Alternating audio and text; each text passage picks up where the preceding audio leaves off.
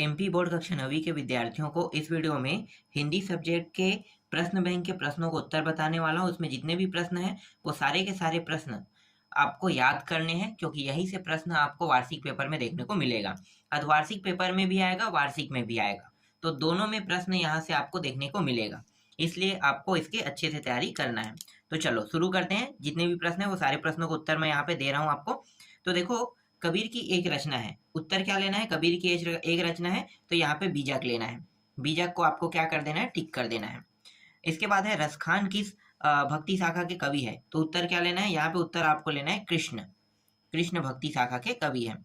कैदी और कोकिला किसकी रचना है? उत्तर क्या लेना है यहाँ पे? माखनलाल की।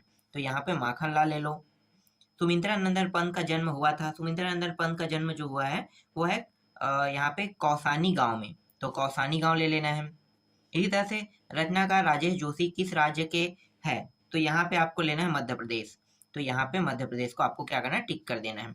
इसी तरह से कबीर की भाषा है, कबीर की भाषा जो है वो है सदुकड़ी है, तो ये ले लेना है सदुकड़ी। ठीक है, शायद यहाँ पे चलो सदुकड़ी है। छायावाद के प्रमुख कवि है, तो छायावाद के प्रमुख कवि कौन है?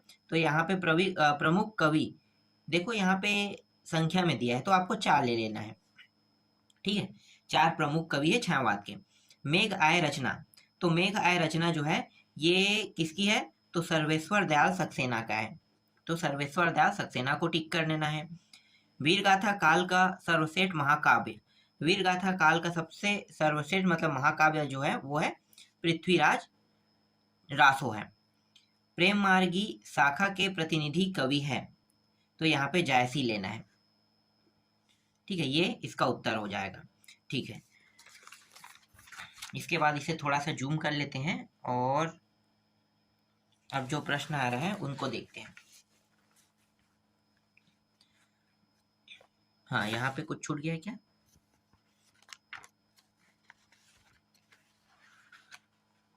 देखो, हिंदी साहित्य का सर्वाधिक लोकप्रिय महाकाव्य, तो सर्वाधिक लोकप्रिय महाकाव्य क्या है? यहाँ पे आपको लेना है रामचरितमानस लेना है, इसको टिक कर लेना है। स्वर्ण किरण रचना, तो स्वर्ण किरण जो रचना है ये है पंत का, तो यहाँ पे आपको ले लेना है सुमित्रा नंदन पंत ले लेना है। ठीक है, प्रेम वाटिका के रचनाकार है, तो उत्तर क्या लेना है? रसखान ले लेना है, रसखान आ जाएगा। यहाँ पे वात्सल्य सम्राट है, तो वात्सल्य सम्राट जो है वो सूरदास है।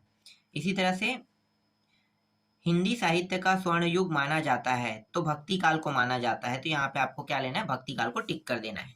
ठीक है, अब रिक्त स्थानों की पूर्ति देख लेते हैं। तो देखो, रिक्त स्थानों की पूर्ति को, तो यहाँ पे खालिस्तान काम पर जा रहे हैं, तो बच्चे काम पर जा रहे हैं, तो यहाँ पे बच्चे को क्या कर लेना है? टिक कर देना है। ठीक है, मतलब बच्चा उत्तर लेना है। मखमली टमाटर हुए, तो मखमली टमाटर कैसे होते हैं? लाल रंग के होते हैं ना, तो लाल लेना है। देख आया खालिस्तान गहना, तो यहाँ पे चंद्र आ जाएगा। एक भारतीय आत्मा खालिस्तान को कहा जाता है, तो यहाँ पे रसखान लेना है। सॉरी, क्या है? माखनलाल चतुर्वेदी है ना, तो माखनलाल चतुर्वेदी को लेना है। इस तरह से जायसी का खालिस्तान प्रसिद्ध महाकाव्य है, तो यहाँ पे आपको ले लेना है साकेत। देखो, ये दोनों शायद हैं इनके, अब इन दोनों में से कौन सा उत्तर आएगा मुझे भी पता नहीं, शायद दोनों हैं, तो इसको छोड़ दो। प्रेम ढूंढा मैं फिरो खालिस्तान मिले ना कोई, तो यहाँ पे उत्तर क्या ले लेना है? यहाँ पे आपको उत्तर ले लेना है प्रेमी ले लेना है। ठीक है, जायसी को पद्मावत लेना है, पद्मावत तो मुझे याद है। ठीक है, तो जायसी का जो है वो पद्मावत हो जाएगा। ठीक है, आगे देखते हैं। इसके बाद है यहाँ पे प्रेमी, हाँ ये हो गया। मनुष्य हो तो वही रसखानी वसो, खालिस्तान गांव के ग्वारन, तो यहाँ पे उत्तर क्या लेना है? ब्रज ले लेना है, ब्रज गोकुल। ठीक है, तो ये आ जाएगा। इसके बाद देखो, कवि ने लता का मानवीकरण खालिस्तान के रूप में किया है, तो इसका उत्तर हो जाएगा नवविवाहित, ये रहा नवविवाहिता।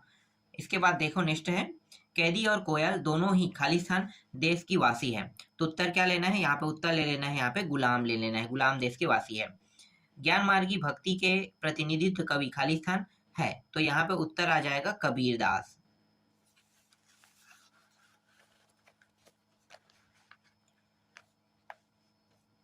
मखमली पेटियों सी लटकी छिमिया खालिस्तान बीज, लड़ी, ठीक है। तो यहाँ पे उत्तर क्या लेना है, तो यहाँ पे छिपाए ले जाना है ना। ग्राम सी के रचनाकार खालिस्तान है, तो उत्तर लेना है सुमित्रा नंदन पंत को लेना है। और खुलेगी साकल बंद खालिस्तान की, तो क्या है, द्वार, ये द्वार ले लेना है। सही जोड़ी मिलाओ देख लेते हैं अब। देखो यहाँ पे सही जोड़ी मिलाओ है, तो सही जोड़ी मिलाओ में देखो वाघ, वाघ किस में आ जाएगा, कश्मीरी कवित्री आ जाएगा, ठीक है। तो इसको आपको यहाँ पे टिक कर देना है। इसी तरह से सब विष, सब विष जो है वो है अंगा में आ जाएगा, ठीक है। क्या है, अमृत होय, तो अमृत होय में लेना है ये सब विष जो है, तो अमृत होय। क्यों गाती हो, तो क्यों गाती हो इसको आपको लेना है कोकिल में लेना है, इसमें आ जाएगा। इसी तरह से ये जो ग्राम श्री है इसको लेना है, सुमिंद्रा नंदन पंत की रचना है।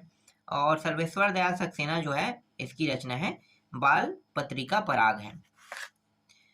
एक और यहाँ पे देखो, ये भी सही जोड़ी मिलाव है। तो रामचरितमानस जो है ये तुलसीदास की रचयिता है। कृष्ण भक्ति, तो मतलब कृष्ण भक्त जो है वो है मीराबाई थी। सूफी संत, सूफी संत जो है वो जायसी है। कबीर दास, कबीर दास जो है वो है बाह्य आडंबरों का विरोध किया था इन्होंने। कृष्ण भक्ति शाखा, तो यहाँ पे वल्लभाचार्य, सॉरी वल्लभ भाई पटेल में बोल रहा था, वल्लभाचार्य है, ठीक है। ये दोनों अलग अलग समय के हैं, अब नाम एक जैसे है, थोड़ा सा आगे में देखो तो चलो आगे देखते हैं। इसके बाद देखो कबीरदास, कबीरदास को आपको क्या लेना है, इसकी रचना जो है वो साखी है, ठीक है। सुजान रसखान, इसकी रचना क्या है, तो सुजान रसखान की रचना है रसखान है। इसके बाद गर्म हवा है, गर्म हवा को आपको क्या लेना है, सर्वेश्वर दयाल सक्सेना की रचना मानना है, तो ये इसकी रचना है। इसी तरह से माखनलाल चतुर्वेदी की रचना क्या है, तो माखनलाल चतुर्वेदी की रचना है हिम तरंगनी, तो इसको इसमें ले लेना है। और सुमित्रा नंदन पंत की जो रचना है वो वीणा और पल्लवन है। इसके बाद यहाँ पे एक और दिया है, देखो एक मिनट यहाँ पे मैं दिखाता हूँ, 2-3 पॉइंट है, नाम है उसको मैं यहीं पे लिख लेता हूँ, ठीक है। देखो कुछ यहाँ पे, एक मिनट एक काम करते हैं ना, पहले यहाँ पे सही जोड़ी मिला लेते हैं, उसके बाद उस पेज पे देखेंगे, ठीक है। यहाँ पे क्या क्या है, तो यहाँ पे छायावाद दिया हुआ है, तो छायावाद को प्रकृति का मानवीकरण में लेना है। प्रगतिवाद को नागार्जुन में लेना है। और नई कविता जो है वो 1953 से अब तक के में लेना है। और ये दोनों जो है आधुनिक काल, आधुनिक काल को आपको किस में लेना है, ये भारतेंदु युग में लेना है। और रहस्यवाद को लेना है छायावाद समकक्ष में लेना है। इसके बाद देखो यहाँ पे है और एक दिया हुआ है, ठीक है। तो इसको भी देख लेते हैं। ये कबीर जो है वो सबद है, सबद में लेना है। इसी तरह से वाक जो है वो लखदद है, ठीक है, इसमें लेना है। रसखान, रसखान जो है इसको लेना है सवैये में लेना है। और माखनलाल चतुर्वेदी जो है वो है कर्मवीर में लेना है। और ये बचा है इसको इसमें लेना है। अब एक वाक्य एक शब्द में उत्तर है ना, तो एक वाक्य एक शब्द में उत्तर देख लेते हैं। तो देखो मेघ आए कविता की भाषा शैली जो है वो सहज और सरल है, तो सरल ले सकते हो, सरल सहज दोनों एक है, ठीक है। कवि ने गांव को हरता जनमन क्यों कहा है, तो उत्तर क्या लेना है, क्योंकि वह अपनी शोभा से जन मन का मन हर लेता था, ठीक है, जन मन का हर लेता था, इसलिए इसे क्या कहते थे, जनमन कहा जाता था, ठीक है। आगे देखते हैं, कवि को कोयल से ईर्ष्या क्यों हो रही है, तो उत्तर क्या लेना है, क्योंकि वह मुक्ति गीत गाने की बजाय मधुर गीत गा रही है, ठीक है। सिर्फ इसमें इतना आपको चेंज करना है कि मुक्ति गीत की बजाय मधुर गीत गा रही है, इसलिए उसे जलन हो रही है। मनुष्य ईश्वर को कहाँ कहाँ ढूंढता फिरता है, तो कहाँ कहाँ ढूंढता फिरता है, मंदिर में, ठीक है, धार्मिक क्रियाकलाप, योग, वैराग, ठीक है, यहाँ पे ये सब ढूंढता है, तो ये लेना है आपको। छायावाद के 4 प्रमुख स्तंभ कवि कौन कौन से हैं, तो उत्तर क्या लेना है, प्रसाद, पंत, निराला और महादेवी वर्मा। चलो नाम लिख लेते हैं, चलो ऐसे याद रख लेना। एक है प्रसाद है, ठीक है, प्रसाद आप खाते भी हो, मंदिर में जाते हो, तो ठीक है, इस तरह से याद रख सकते हो। एक पंत है सुमित्रा नंदन पंत, ठीक है, सुमित्रा नंदन पंत याद रख लेना। निराला है, ठीक है, और एक है महादेवी वर्मा है। सूर्यकांत नहीं, क्या सूर्यकांत निराला है क्या, निराला मुझे पूरा नाम याद नहीं आ रहा है, ठीक है, देख लेना, निराला के नाम से जानते हैं। और महादेवी वर्मा है, तो इसको उत्तर में लेना है। इसके बाद है साकेत किसकी रचना है, तो साकेत जो है वो मैथिली शरण गुप्त की रचना है। रसखान किसके अनन्य भक्त है? तो रसखान जो है वो श्री कृष्ण के अनन्य भक्त है। ज्ञान की तुलना किससे की गई? आंधी से की गई। गांव में गांव में शहरी मेहमान की तरह सज धज कर कौन आया? तो उत्तर क्या लेना है? मेघ लेना है, बादल। ठीक है। मानसरोवर से कवि का क्या आशा है? तो मन रूपी सरोवर, मतलब पवित्र हृदय आप उत्तर में ले सकते हो, पवित्र हृदय। इसके बाद कवित्री का घर जाने की चाह से क्या तात्पर्य है? तो उत्तर क्या लेना है? मुक्ति कामना से है।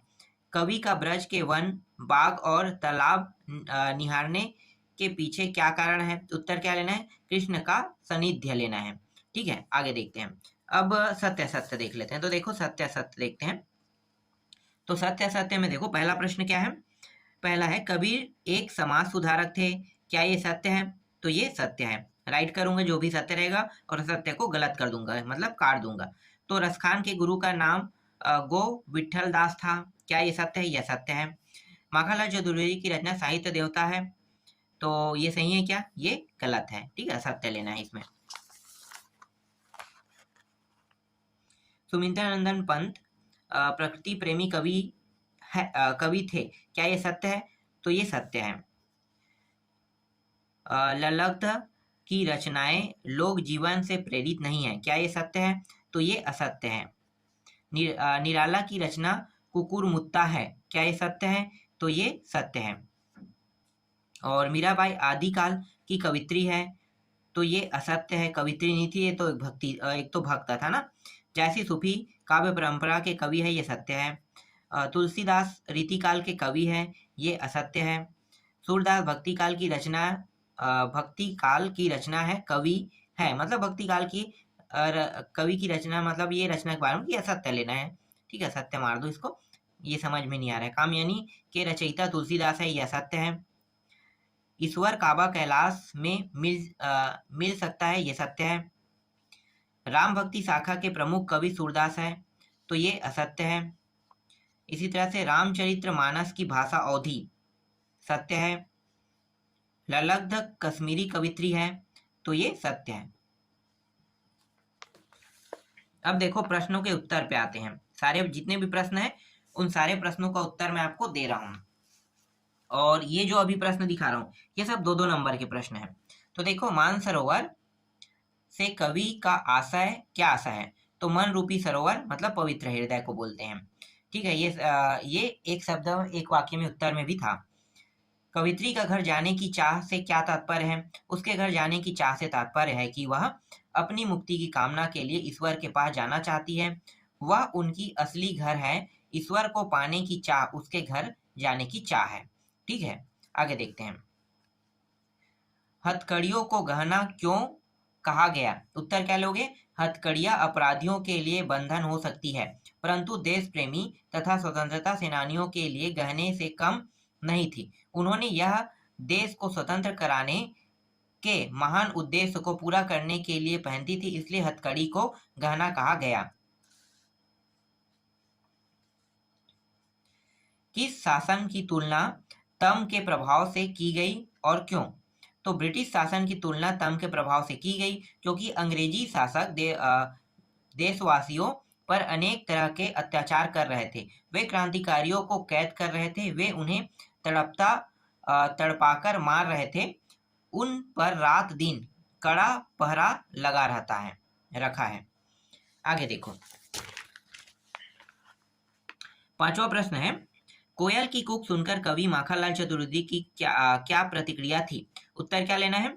कोयल की कूक सुनकर कवि असहज हो उठता है। वह सोचता है कि कोयल बंद कैदियों के लिए विशेष संदेश लाई है, उसका हृदय बांटना चाहती है या फिर उसकी यातनाएं देखकर आंसू बहा रही है।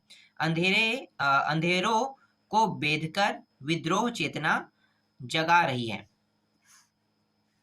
कवि माखनलाल चतुर्वेदी को कोयल से ईर्ष्या क्यों हो रही है? उत्तर क्या लोगे? उत्तर लोगे कोयल स्वतंत्र है तथा वह स्वच्छंद होकर उड़ सकती है, परंतु कवि काल कोठरी में कैद हो। कोयल के गीतों को सुनकर लोग खुश होते हैं, जबकि कवि को रोना भी मना है। इसका उत्तर पांचवा प्रश्न है, पांचवा प्रश्न का ही उत्तर रहेगा ना, तो इसका उत्तर मैं आपको दिखा देता हूँ। ये पूरा इसका उत्तर है।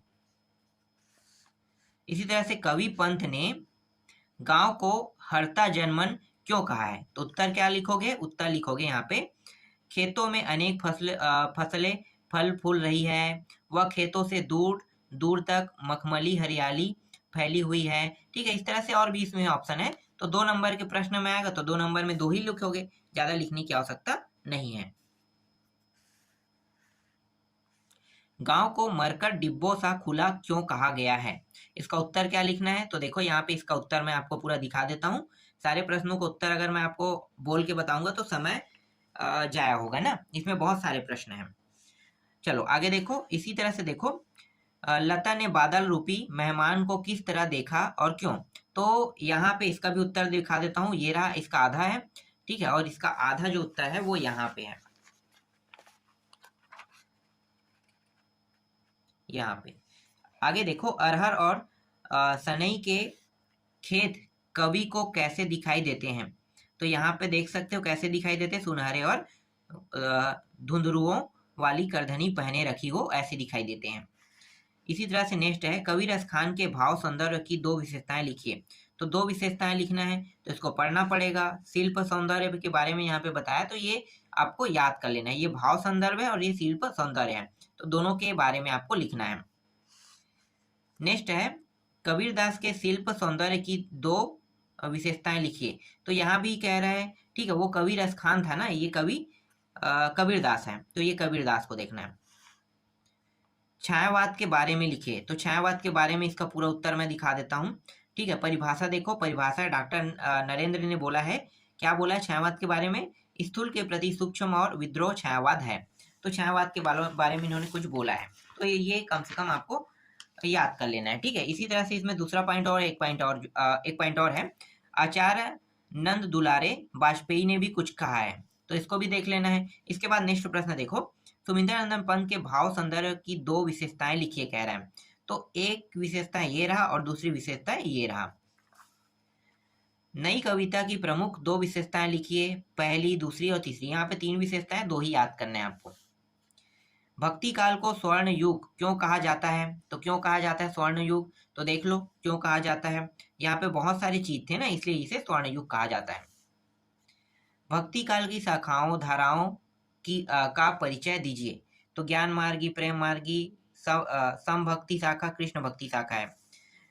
19वां है, भक्ति काल के 2 कवि एवं प्रत्येक की 2-2 रचनाएं लिखिए। तो देखो ये रहा, इसकी रचनाओं को तो यहाँ पे नहीं लिखा है, लेकिन रचनाएं भी लिखना है। ये आपको इंटरनेट में बहुत आसानी से मिल जाएगा। कबीरदास की रचना है, तुलसीदास जैसी की रचना अगर सर्च मारोगे तो आपको गूगल के थ्रू बहुत आसानी से इनकी रचनाएं मिल जाएगी, और जैसे मिलेगा यहाँ पे आपको क्या करना है, ऐड कर देना है। इसके बाद देखो छायावाद, यहाँ पे उत्तर भी दिखा देता हूँ। छायावाद की 2 प्रमुख विशेषताएं लिखिए। तो यहाँ पे 2 विशेषताएं, लेकिन आपको यहाँ पे देखो कितने दिखाई दे रहा है, 5 दिखाई दे रहा है आप लोगों को, तो आपको 2 ही याद करने हैं ना। नई कविता के 2 कवियों के नाम एवं उनकी एक रचना के नाम लिखिए कह रहा है। तो चलो दिखाता हूँ इसका उत्तर क्या होगा। यहाँ पे देखो नरेश मेहता है, मुक्ति बोध है, धर्मवीर भारती है और दुष्यंत कुमार है, तो इसकी रचना यहाँ पे है। नेक्स्ट है, पंत साहित्य के इतिहास को कितने कालों में बांटा गया है, नाम एवं समय सीमा लिखिए कह रहा है। तो उत्तर क्या लिखना है, देखो यहाँ पे है, ये पूरा याद कर लेना है। ठीक है, भारतेंदु युग, द्विवेदी युग, छायावादी युग, प्रगतिवाद युग, प्रयोगवादी युग, नई कविता। ठीक है, तो ये सन देखो कब से कब तक है, ये भी दिया हुआ है। कबीर के शिल्प सौंदर्य की विशेषताएं लिखिए। तो शिल्प सौंदर्य क्या है, सहज और सरल हमने पढ़ा था ना, तो यही है, सहज सरल, यही आपको याद करना है। ठीक है, आगे देखो, कबीर रसखान के भाव सौंदर्य की 2 विशेषताएं लिखिए। तो इसकी 2 विशेषताएं क्या है, एक तो देखो अनुप्रास एवं रूपक प्रिय अलंकार का इन्होंने उपयोग किया है, और ये क्या, कृष्ण के प्रति भक्ति भाव सहज प्रदर्शित होता है। ठीक है, आगे देखो, नेक्स्ट प्रश्न है, माखनलाल चतुर्वेदी के कला पक्ष की 2 विशेषताएं लिखिए। तो 2 विशेषताएं क्या है, तो यहाँ पे इसे 2 भागों में बांट लेना है। चतुर्वेदी ने भाषा की सजावट की ओर कम ध्यान दिया, भाषा में प्रवाह और चोट करने की क्षमता ठीक है, ये 1 पॉइंट हो जाएगा और सहेली में ओज है। ठीक है, 1 पॉइंट यहाँ पे उन्होंने कला पक्ष की अपेक्षा भाव पक्ष पर अधिक ध्यान दिया। तो इस तरह से इसे 2 पॉइंटों में बांट लेना है। नेक्स्ट है सुमिंद्रानंदन पंत एक सर्वेश्वर दया एवं सर्वेश्वर दया सक्सेना के भाव संदर्भ की 2 विशेषताएं लिखे। तो ये सुमिंद्रानंदन पंत है ना, पंत अपनी जीवन दृष्टि के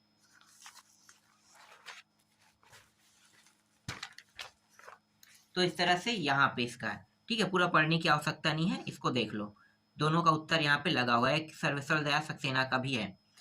नेक्स्ट देखो राजेश जोशी की 4 रचनाएं लिखिए कह रहा है। तो 4 रचनाएं याद करना है आपको, तो देख लो 4 रचना है कि नहीं। एक दिन, बोलोगे पेड़, मिट्टी का चेहरा, नेपथ्य में हंसी, 2 पंक्तियों के बीच। तो ये चारों उसकी क्या है, रचना है।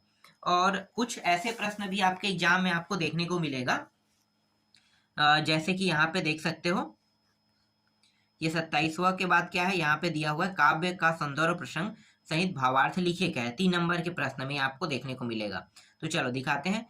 प्रेमी ढूंढत में फिराओ, प्रेमी मिले ना कोई, प्रेमी को प्रेमी मिले, सब विष अमृत होए। तो ये एक प्रकार से कविता है और इस कविता का क्या बताना है, सप्रसंग व्याख्या करना है। ठीक है, तो देखो ये रहा संदर्भ क्या है, उपरोक्त पंक्ति कबीर दास द्वारा रचित साखी और संबंध से ली गई है। प्रसंग क्या होगा, किसके बारे में ये बात कर रहा है, तो वो प्रसंग बनता है। तो देखो अमृत भक्ति मुक्त आंध्य पुण्य और सद्भावना का प्रतीक है। प्रभु भक्ति से पुण्य का उदय होता है। और व्याख्या देख सकते हो, व्याख्या तो यहाँ पे पूरा इसका व्याख्या किया है, कहना क्या चाहता है एक बार पढ़ लेना, याद हो जाएगा। चलो दूसरा देखते हैं। दूसरा है ऊंचे कुल का जन्मिया जे, करनी उच्च न होई, सुरबन कलश सुरा भरा, साधु निंदा सोई। तो इसका संदर्भ क्या हो जाएगा, संदर्भ आपको देखो ये दोनों एक ही है। ठीक है, ये दोनों एक ही अध्याय से, ये अध्याय से जिस अध्याय से उसी अध्याय से ये वाला भी है। तो क्या करना है, इसका जो प्रसंग रहेगा, संदर्भ रहेगा, वो पहले वाला ही संदर्भ यहाँ पे आएगा। ठीक है, लेकिन प्रसंग क्या होगा, प्रसंग चेंज हो जाएगा और व्याख्या चेंज हो जाएगा। तो प्रसंग और व्याख्या बस को आपको चेंज करना है इसमें। चलो नेक्स्ट देखते हैं। इसके बाद देखो यहाँ पे आते हैं तीसरा में। तो मानसरोवर सुभर जल, हंसा केली कराही, मुक्ता फल मुक्ता चुगय, अब उड़ी अनंत न जाही। तो इसका संदर्भ देख सकते हो, यहाँ पे संदर्भ ये रहा और इसके पूरा उत्तर भी देखो, प्रसंग है और व्याख्या है। ठीक है, तो इस तरह से यहाँ पे दिया हुआ है, तो पूरे को याद कर लेना है। फिर यहाँ पे देखो ये रहा चौथा का। ठीक है, तो चौथा मैं दिखा देता हूँ इसका उत्तर। तो चौथे का उत्तर पूरा देख लो, ये रहा चौथे का उत्तर। और 5वां प्रश्न देखो, 5वां प्रश्न ये रहा, क्या ज्ञाति हो लिखा हुआ है। अब इसका ये जो प्रश्न है इसका उत्तर दिखा देता हूँ। देखो यहाँ पे पहले मैं संदर्भ, प्रसंग और ये रहा व्याख्या। व्याख्या बहुत बड़ा है, ठीक है, इसे छोटा भी कर सकते हो। अगर इसके बारे में थोड़ा भी नॉलेज है ना, तो आप इसे छोटा करके भी बना सकते हो। ठीक है, ये यहाँ तक के। इसके बाद देखो 6वां प्रश्न। 6वां प्रश्न जो है, इसके संदर्भ और ये प्रसंग यहाँ पे दिया हुआ है और इसका व्याख्या जो है वो यहाँ पे दिया हुआ है।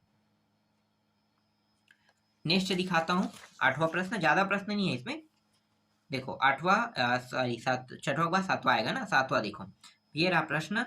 अब इसका संदर्भ देखो, यहाँ पे पूर्ववत लिखा है, इसका मतलब ये है कि ये 6वां अध्याय, मतलब जो 6वां प्रश्न है उसी का ही क्या रहेगा, संदर्भ को आपको लिखना है। ठीक है, उसके बाद प्रसंग, फिर व्याख्या। और ये रहा 8वां प्रश्न। 8वां जो है ये भी 6वां वाले जो संदर्भ रहेगा ना उसी को ही यहाँ पे लिखना है। और ये रहा प्रसंग और इसमें व्याख्या भी दिया हुआ है। इसके बाद मैं आपको दिखा देता हूँ 9वां प्रश्न। 9वां का देखो यहाँ पे संदर्भ दिया हुआ है, किस पाठ से लिया गया, ये मेघ आय से लिया गया है ना। और इसके कवि कौन है, सर्वेश्वर दयाल सक्सेना। याद रखना, कभी भी संदर्भ आप लिखोगे ना तो संदर्भ में पाठ का नाम याद रखना होता है और एक उसके लेखक का नाम, बाकी कुछ भी चेंज नहीं करना है, हर संदर्भ में वही लिखना है। प्रस्तुत पद्यांश पाठ, जैसे कि इसको हटा दो, से लिया गया है, मतलब इसे खाली स्थान छोड़ दो, इसके कवि या गद्यांश रहेगा तो क्या लिखते हैं, लेखक। ठीक है, तो ये कवि और लेखक बस होगा, बाकी इसको खाली स्थान छोड़ दो। जैसे ये मेघ है तो बीच में मेघ है लिखेंगे, और सर्वेश्वर दया सक्सेना है तो सर्वेश्वर दया सक्सेना लिखेंगे। फिर यहाँ पे प्रसंग है और ये रहा इसका व्याख्या। और 10वां को भी देख लो यहीं पे, ये देखो, हस्ती चढ़िए ज्ञान को सहज दुचीला डारी, स्वान रूप संसार है भूकन दे झक मारी। और इसका संदर्भ, प्रसंग और व्याख्या दिखा देता हूं। तो ये यहीं तक था। तो एक इकाई कंप्लीट हो गया। एक इकाई में जितने भी प्रश्न है वो पूरा का पूरा मैंने आपको बता दिया। और इसमें कुल जो इकाई है वो दिया हुआ है, 8 इकाई दिया हुआ है। तो 8 इकाइयों के उत्तर, प्रश्न उत्तर मैं बता दूंगा, और आपको बस इसको अच्छे से तैयारी करना है।